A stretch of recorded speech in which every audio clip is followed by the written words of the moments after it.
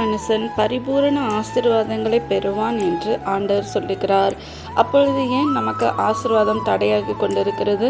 ஒருவேளை உண்மையில்லாத சூழ்நிலையில் இருப்பதால் தான் சகோதர சகோதரிகளே. தொழிலில் உண்மையாக காணப்படுகிறீர்களா? பேச்சில் உண்மையாக இருக்கிறீர்களா?